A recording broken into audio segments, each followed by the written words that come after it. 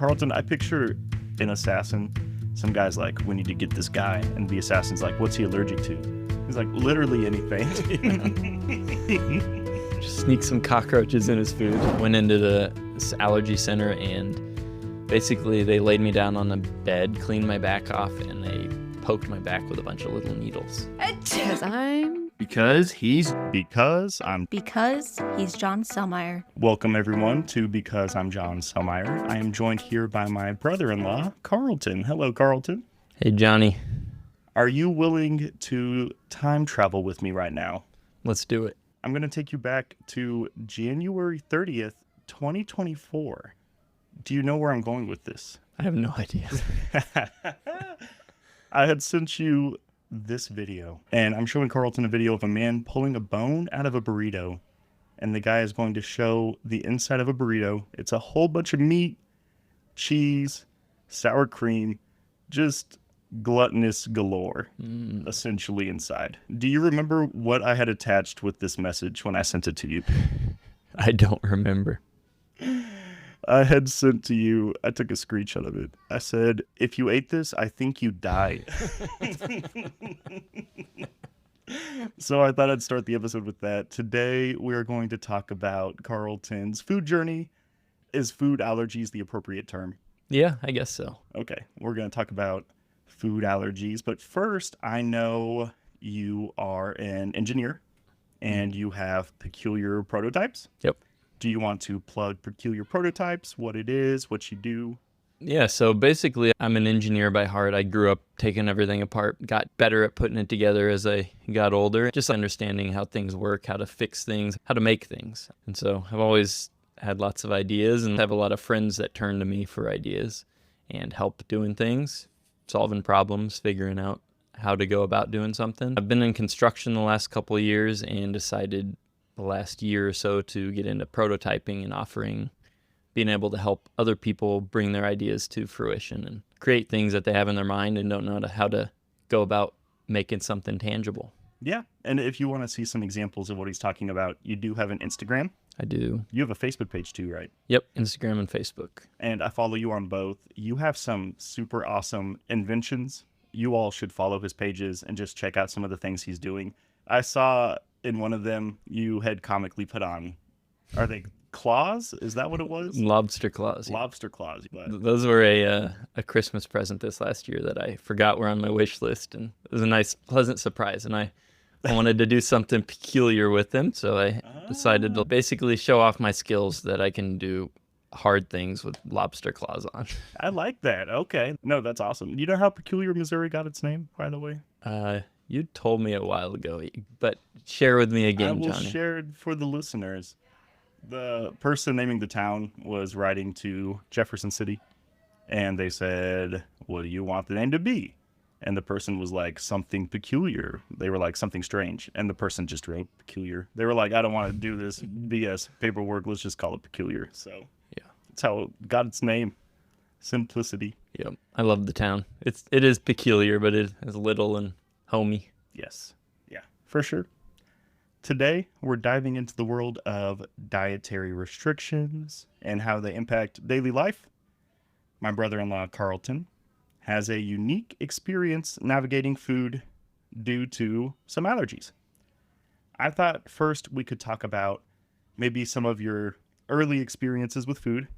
The only reason why I bring it up is because the very first time I had met your family, your mom had made us the most unique dish. She had made, what is it? It was probably sauerkraut and sausage. Yeah. Yeah. It was good, but it was so unique, and I had never had it before in my life. So growing up, what were household meals like? I grew up here I guess close by in Lee Summit, Missouri. My mom put together a family cookbook growing up that kind of conglomerated all our aunts and uncles and best friends and families' recipes, their favorites.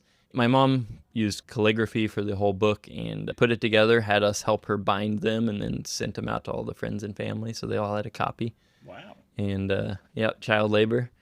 And, no, it was cool, though. So, used some trick photography on the front, so there's a giant watermelon that we're all sitting on. Some imaginative recipes throughout it. But overall, it's kind of like what we ate every day growing up was pretty much a meat, a starch like rice or potatoes or something, and a vegetable. Okay. Then maybe like dessert after. But yeah, so lots of like sauerkraut and sausage was one of I think that was one of my grandma's recipes, but it's like a traditional German meal. We have a weird twist on it. It has like apples and carrots in it, but it's good. Or we'd have corned beef and cabbage was a common St. Patty's Day one. But yeah, I don't know. Also, my brother would go out and shoot animals, and we had rabbit one time, and it was horrible. Was it really? Was it very gamey? It was. It was. I don't think she knew what she was doing because she's like, "Hey, I brought this rabbit home," and she's like, "Okay." Just trying out new things. Yeah. And another thing, goat milk, goat cheese. You have experience with that too? Kind of. I guess my brother was allergic, had a dairy intolerance as a kid, so he was on goat milk as like an infant for a while. But I actually, when I was about 2, my parents came in like in the middle of the night and caught me like not breathing, it was like labored breathing, right? I was like having trouble. My airways had kind of closed up, and took me to the hospital, and I was diagnosed with asthma. That changed my whole diet a lot. I don't know where my mom heard this diet, but I was put on rice, fruit, and vegetables. Okay. So that was all I was allowed to eat for, I don't even know how long. Maybe, I don't know, a year or 2. But then it kind of, it started introducing other foods and stuff. But I also had to take a nice tablespoon of garlic juice extract every morning. And but it's horrible. It's worse than you think it is. But the perk was I always got a popsicle at the end, so made it worth it for me. Did you hear any vampire jokes? I this did will not, surely keep away the vampires. Anything like that? No. This is not something I shared with everyone. You said rice, fruits, and vegetables. What was your main source of protein during that time? That's a good question. I think I was still eating meats. Pretty much cut out all of their carbs, which was odd because my mom also growing up, she was like, what is that thing? A Whisper Mill salesman. So she was, it was like an attachment for her Cuisinart. So she loved making bread. So she'd buy wheat berries, she'd grind them, and then we'd all make cinnamon rolls and bread and all kinds of stuff. Apparently, I didn't eat a lot of those for a couple of years, and then they started introducing them. And as my asthma kind of waned, part of my asthma treatment was also, I think it's called a nebulizer.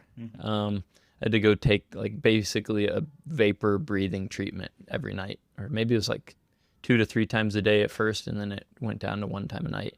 I don't even remember the medication that was administered, but kind of weird. So it sounds like a lot of made from scratch home meals. Did you have a favorite meal growing up? I would say it was probably sauerkraut and sausage. That was like everyone's birthdays. We would all ask for sauerkraut and sausage. Really? Yep, and serve it with mashed potatoes and. Oh yeah, I remember that. Okay, so that's the first meal that your mom had served us when we had all met together. Yep. Okay. Yeah, and it was delicious. So growing up, we talked about some of your diets, food restrictions. You go through middle school, high school, college. You're an adult now. What made you curious in the first place that certain foods, maybe you were allergic to them or it just wasn't sitting right with you? I've always had a curiosity about like optimizing the body in different ways, or like figuring out what each person needs, uniquely, because we all kind of need different nutrients depending on our makeup, how we work. I did some experiments with diets throughout college and found what I felt better eating and what helped me be in better shape. But I guess the thing that led me to try to figure out what was an issue was something that I always thought was kind of a superpower and a curse, is I've had like the worst smelling gas of anyone I've ever known. And I could clear out a room or just make family members extremely irritated with me. By the way, I've heard of this. I have never experienced it myself. Yeah. I think what really did it was my wife, Dom. I got tired of being woken up in the middle of the night by pungent fart smell. And it got so bad sometimes that I'd wake myself up too. And I'm a heavy sleeper. Oh, wow. So I was like, okay, I could probably change my diet a little bit and figure out what's going on, because something's not sitting right with me. So then I kind of delved into the process of trying to figure out what it was. And I tried to do that on my own. I did a lot of different elimination diets. I went on a diet where I ate solely rice for a week just to eliminate any other things. And then I started introducing things. I kind of remember that. Yep. Introduced fruits and vegetables, took it day by day. And over the course of a couple weeks, I had introduced pretty much everything. I remember at one point you had told me, I said, how do you feel when you eat just a lot of different things? And you were like, I feel bloated. I don't feel that good. And I was thinking, this is how I feel after I eat anything. Yeah. So I'm curious how many of us walk around with food allergies or food intolerances that we don't even know about. Yeah. All the time. I think it's pretty common, but most people shrug it off, where it's like you'd rather indulge and deal with the consequences, right? You might not necessarily know what exactly it is, but for me, I stopped eating beef for about a year and a half because I was pretty sure that was what was doing it for me. Yeah. And then cut out pork for quite a while, so I was pretty much just eating chicken and turkey as my sources of protein. And then, yeah, finally I got into see a doctor because I'm like, I still can't quite nail this down. That's a process in of itself. Once you see your primary physician, sometimes they can do some testing there or do referrals, but like one of the common tests that I did early on was called an IgG test, I believe. And it's a blood test that shows your reaction to some foods, or it's supposed to, but it's supposedly not as accurate as some of the other methods. If you've eaten it recently and you have some type of antibodies that are high in your bloodstream that are set up to react against those foods, you might show high, but it depends on what you've eaten and how frequently or, recently. Yeah. So I had done that in the past and didn't really find out much from that, but I was able to get an IgE test, which shows antibodies that are prevalent in your blood at most times. So it's more of a consistent histamine response to these different things. And that showed that I was allergic to corn, wheat, sesame, and shrimp. Wow. And so that's very specific things too. So they tested quite a few things. Those are the ones that I showed sensitivities to. So it's like I can still eat them, but it's like I don't feel the best after I eat them, right? Yeah. Isn't there a food called sesame shrimp? Probably. It's like your nightmare. Okay. Which I love sesame oil. I don't really care for shrimp. Maybe it's a natural aversion to it. Okay. Right? Yeah. But I think this was about 2 years ago. I had salmon 3 times in a week, and I broke out in hives, which I'd never had before. And I had assumed it was a salmon until I got this test, and turns out that I think I had shrimp with one of them, like the last time that I had the salmon, and I had associated it with the salmon, right? Like maybe I've had it too much, but yeah, I guess my shrimp allergy would, right? Is this also salmon that you got from your fishing trips, by the way? I think it was actually, yeah. Was it? Do you want to tell them about, I think your fishing trips are super cool. Yeah. That's like a whole expedition. Do you want to mention anything about it? Yeah, I feel spoiled going on these trips. So my dad's taken my brother and I to Alaska several times over the last couple of years because fishing is our kind of bonding thing. The last couple of years he likes going to Tanaku Lodge in Elfin Cove, Alaska. So it's a fly-in retreat. You fly into Juneau, and then you take a float plane into the little private residence. So it's like a little lodge they have built into a cove. And they feed you super well, give you everything you need, wine and beer, and just hang out with no reception with a bunch of cool dudes that are fishing and from all across the world. And yeah, they take you out on boats and you just go drag fish from 300 feet down up and catch all kinds of stuff. The part that amazes me most when you talk about it is when you get something on the line, the crazy pulling maneuver you have to do and reeling to get that sucker all the way up to the surface. Yeah. Is insane. Most of what we're fishing there are for salmon, depending on the time of year, and halibut are the big catches. And sorry, you have to deal with all of our puns when you bring us halibut. Yep. There's all kinds of large rockfish and bass. It also takes about 10 minutes for the line to drop down, Wow. I believe. That's insane.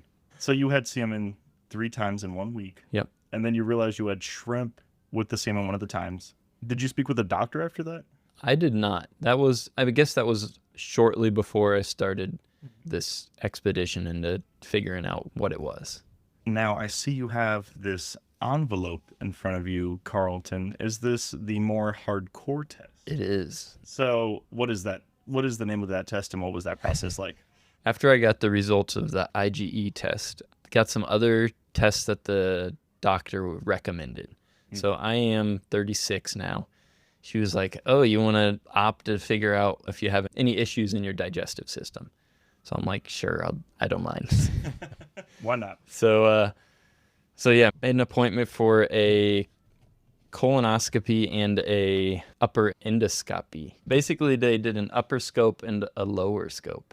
That was like the process. The worst part really is drinking the gallon of the diarrhea liquid they give you. Did you have to drink that orange liquid that Yeah. they sell at different grocery stores in the area? More or less, I think it's propylene glycol, and you have to avoid certain colors of foods. So you can't have I think it's like red Jello. You can only have like orange and Wow. I don't know, yellow Jellos Okay. and Gatorades. But yeah, other than that, it's just making it through a day without eating and getting down this thing with lots of liquids, and then showed up at the place. Went to the hospital, basically checked in with them, got sent back to a room to prep, and sat there for an hour and a half because someone had a lot more issues than I had, they found out. Wow. And so I didn't mind waiting. And so they sent me back, and it was kind of like a countdown procedure. I was out in 7 seconds and then woke up an hour later. No discomfort or anything. They gave me some results pretty quickly there, and then gave me some more detailed stuff at a follow-up visit. Okay. But ultimately, John, do you want to see inside of me? Sure. That's the upper one. They don't really show a whole lot. It's kind of like a tube, right? Yes. With some veins. I'm and looking at some pictures where I don't know what I'm looking at, to be honest. Like blobs. I don't know if I want to know what I'm looking at. But okay, this is pretty fascinating. So for the other upper scope, they said they didn't find anything. They took 2 biopsies. One was to test me for celiac disease, and which came back negative, which is a good thing. But other than that, you want to look at the other one? Yeah. You know what? Mine is when in Rome. So yeah, basically more of similar looking pictures. Is this also inside of you? Yes. Why is that when I picture the other one is like pink colors? These are like yellows. I don't know. I did have some yellow Jello, John. All right, very fascinating. Very fascinating. Fortunately, they didn't really find much. I do have some internal hemorrhoids, which I didn't really know was a thing, but they said it's not really a big deal. I'm guessing it's pretty common. Yeah, and so the weird thing I've noticed is gonna get a little graphic here. So, all right, this is the part where I have to put a disclaimer. We are going to. I don't know how graphic Carlton's about to get. So, if you are eating, drinking anything, you have a light substance, or you faint easily, now might be the time where you turn off the podcast. All right, go ahead. All right, so I think John really got me on here to talk about my asshole. So it is. All right, let's. So corn is what gets me the most. So here's my theory. I think when I eat corn, it doesn't bother my stomach much, but once it gets to my intestines, my body's like, oh, I don't like that. So it's I get kind of I assume inflamed. I think makes my hemorrhoids go crazy. Fascinating. Start bleeding a little, not a lot of blood, but yeah. That is honestly fascinating because they say corn is one of those foods where, I mean, everyone knows this, where you eat it and then when it comes out the other side, it still looks like corn. But that's crazy. Your body is like, I don't like this. But I think maybe it's one type of corn versus sweet corn might be okay. And, I still eat some of these things in limited quantities. And then wheat is the one that gives me gas, I've noticed, really bad gas, and it's more bloating. So if I eat too much, I'll just be bloated for the rest of the day. Yeah. which I don't know. And Made me cut out a lot of delicious foods. I was going to say the two things you just listed sound like they are almost in all processed foods. Is that safe to assume? Pretty much, yeah. Any processed, like, starchy type food other than, like, potato chips. I assumed before we started this podcast, you live off of water and Triscuits. Are Triscuits safe? No, those are made out of wheat. Oh my God. That's insane. Yeah. Wow. Okay. Yeah. There's not even like they have almond flour crackers, but I just eat, when I want like salsa or like nachos, I'd use potato chips, which is weird, but it's pretty good. If it works, it works. Yeah. That is fascinating though. So, and then gluten. Have you talked about gluten yet? Well, that would be the protein in wheat that. Okay. Yeah. So that's where that comes from. Yeah. Because when you and Dom have made brownies in the past for like a family party, I know you use very specific ingredients. Yeah. But it tastes delicious. Yeah. So there's a couple companies that like Crusto and what's that one? King Arthur has a couple, but even I want to say like Betty Crocker I saw recently, but they have some like gluten-free corn, which is the sucky part is like you see something that's gluten-free and then the main ingredient is cornstarch, right? Oh, So no. I'm like, okay, well, but a lot of them are rice flour based and like tapioca starch and I don't know. So those are safe, but they still make some pretty good, like, it's just, you don't really have a good bread substitute. It's not like fluffy and yeah. That sucks. I went through a phase where I was getting obsessed with protein powders, and you had showed me pea protein. Is pea protein still safe for you? Yeah, and I can still have whey protein too. I avoided that for a while, but I think I may have been eating an old batch or probably eating wheat with it because I thought it was giving me really bad gas. And can you officially have beef? Yes. I remember you said when you found that out, you had a steak, right? Yep. So I shed That a tear night. for you. I said, oh, thank God Carlton could have a steak. It was the most beautiful thing I'd heard.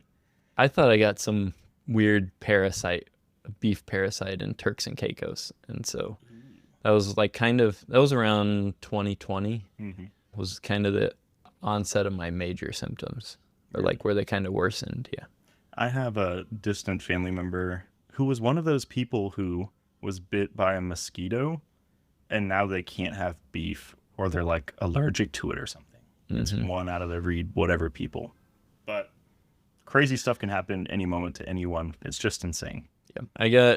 I also have this. This like kind of goes back. I don't know if you want to talk about it now. Oh, yeah. But this is I have seasonal allergies. Okay, wait. So he just passed me a piece of paper. This doesn't just, it's not restricted to food. This is about to get even crazier. Oh, I know. Okay. All right. Yeah, let's hear this.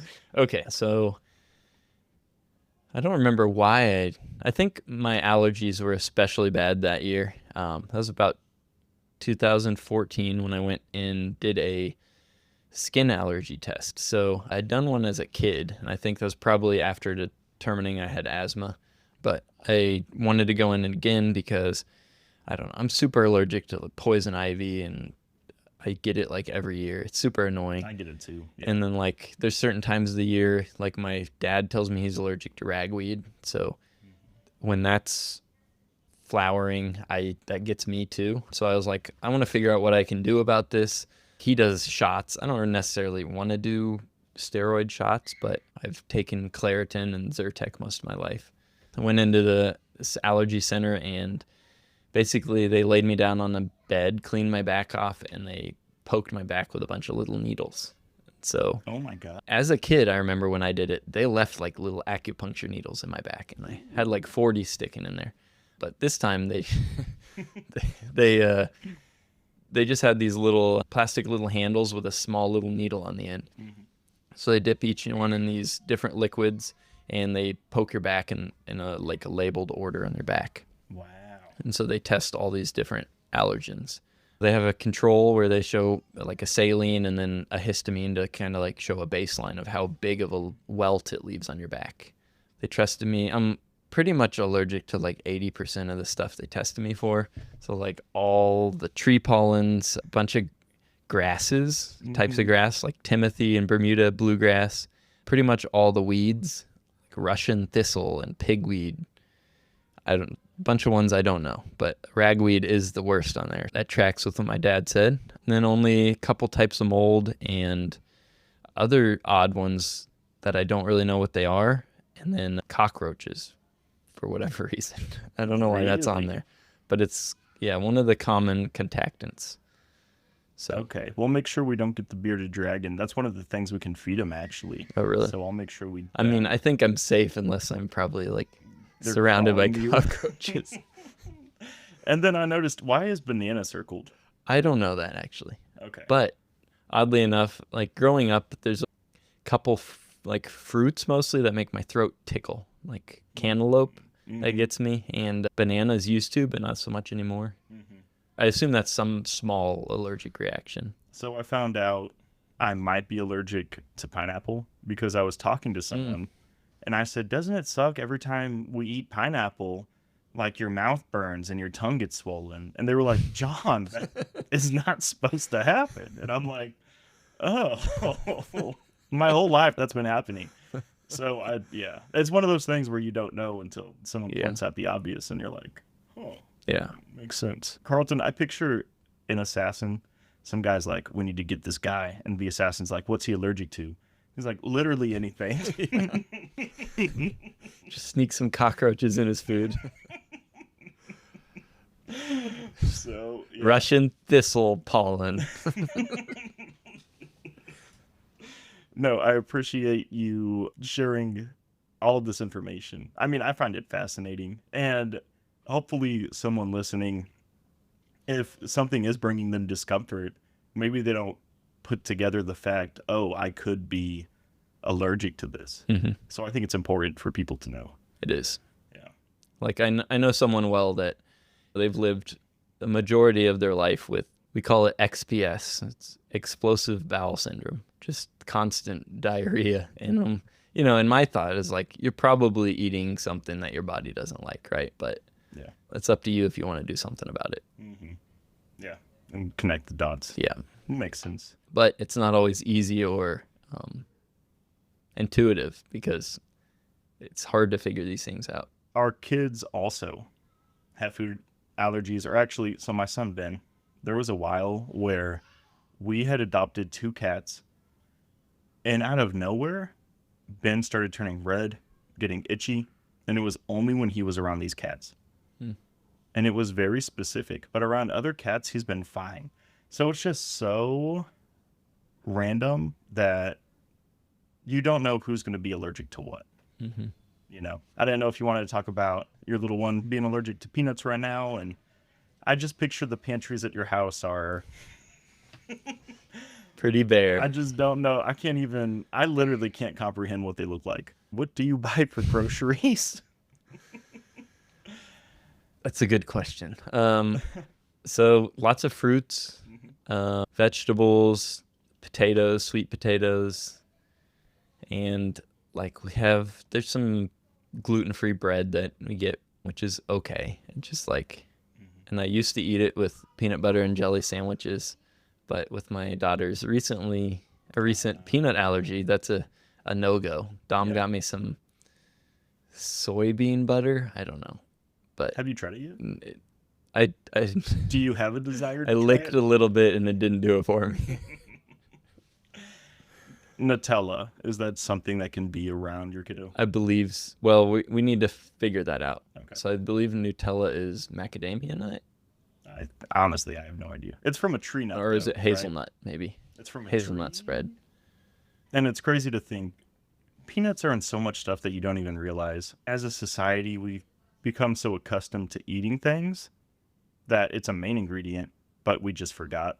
Like Reese's, like, cups is one of my favorite candies. And I'm like, oh my God, I forgot there's peanut butter in this. It's like the second or first ingredient, you know? It's just things like that. But yeah, no, I mean, I'm sure it is challenging, and I'm sure it's a lot of fruits, vegetables, meat. Yep. No Triscuits. I thought for a fact Triscuits would be on the list. I'm shocked they're not. The wife and kids still eat lots of other stuff, right? Mm-hmm. It doesn't bother me to be around it as long as I'm not eating too much of it. Yeah.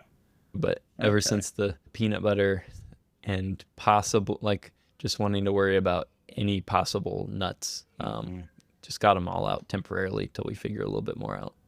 I used to work at a grocery store, and if there was ever any kind of display or anything, they would put a sign on the door saying, if you have a nut allergy, we have rearranged the store. So they'd even put signs like that. It's just like things you have to, that I don't even think about usually, that just could impact. So it's just crazy. Yep. Do you have any advice, wisdom, anything in general that you'd want to share with people about, you're all about being healthy in general, but it could be from any aspect that you want to take it from. It could relate specifically to allergies, or it could be just an overall health message. Is there anything you want to say? I'd say the main thing is just kind of listen to your body or try to figure out how to do that, right? Like take notice of those discomforts, whether it's your stomach or joints or whatever, right? Like, it's like meditation's helpful to be able to pick up on the subtleties of like, oh, this joint is hurting, or it's just taking away all the distractions of every day, right? Yeah. And you and my other brother-in-law have both taught me that as I approached 30. You guys were like, watch out, your body's going to start telling you things. And I'm like, no, it's not. And then a week before I turn 30, my back goes out. And I'm like, oh no. So yeah, I think that's good advice. Listen to your body. And if it's talking to you, fulfill those needs. Yeah. So I think that's great advice. Carlton, I ask everyone this at the very end. Is there anything else you'd like to add? Anything you want to discuss? Anything you want to say? My last guest, I asked him that question, and we ended up talking about music for 20 minutes. The guest before that one, they said no. So really, the ballpark is all yours. Okay. What's your favorite part about podcasting so far, Johnny? In a way that you didn't expect to find fulfillment or enjoyment. It's learning about people, talking with people, getting to know them, and then from the shared experience, being able to share it with the general public. And then I found within the last probably 2 months, I've started thinking a little bit more like an entrepreneur, which is definitely not like me whatsoever. That's a change for me, but it's something that I'm starting to admire within myself. So it's the perfect balance of being social, getting to deliver a positive message to the public, but also getting to be my own boss in a way. So I think it's the perfect trifecta. Nice. So like what, I guess what aspects do you see it as bringing out the entrepreneur side of you? So recently I've been messaging you nonstop about AI, Gemini, ChatGPT. I could list all of them, but trying to use artificial intelligence to actually expand my podcast, because I feel like I'm stuck in a bubble almost. I share on my social media platforms, but those are people that know me personally, and AI is giving me ideas about how I can branch out and actually start building a following. So to do that, you have to market yourself, which I feel a little bit cringy doing sometimes. I made a Snapchat video today where I talked about what my last 2 episodes were about, and I'm promoting my upcoming episode. And that's something I never would have done before, but I'm like, I have to do that if I want people to actually listen to this. And why am I doing this if people aren't going to listen to it? So it's going to benefit me in the long run, but I have to step out of my shell. I can't be shy Johnny like I always want to be. And you don't have, especially with the name of your podcast, any facade to hide behind. I just have to. It's because you're John Selmeyer. I have to be myself. That was the biggest thing. I wanted a facade to hide behind. And my best friend and my wife were like, just call the podcast your name. Why would you? But the benefit of that is, let's say it does blow up and become big. I don't have to trademark my own name. My name is my name. I don't have to worry about someone coming in and stealing. If I called myself Swagmeyer and then some millionaire comes in, haha, you have to buy this or rent it, or that's just my name. So that's nice. Now the other end is I don't want to affect my public image. I still work a normal job, so I have to keep that in mind. Mm-hmm. But I feel like I don't cross any lines or do anything inappropriate. So Yeah. Yeah. That's true. Keeps you in line a little bit. Exactly. 100%. So, yeah, I don't know. It's a whole new experience. It's fun. I want to expand eventually, How do you want to expand? like better equipment. And the big next step is going to YouTube and it Yeah. being on video. That's the, yeah, Yeah. And then you get to get into video editing too. yes. Which I tried to do. I'll show you after this. I tried to do a D&D edit for my last episode. I tried to put an animation to it, but the animation you can make with AI right now is 8 seconds. And I had a 50-second sound, and I was only able to make 16 seconds of video. And I was like, this is not going to match up whatsoever. So, yeah. Huh. Because I'm John Sumner. That's pretty much it. So, I appreciate you being on. I wanted to plug one more time. Peculiar Prototypes. Follow on Instagram, Facebook. Everyone should check out that claw video because I love it. But also check out, the prototypes you make and some of the things you're doing. That drain cover you did was really cool. I was like, this is awesome. So yeah, I do a lot of just oddball stuff that, right, you might only need one or certain machine to do something or fix something. I'd do anything. Awesome. Carlton, thank you for being here and have a beautiful day. Thank you, John.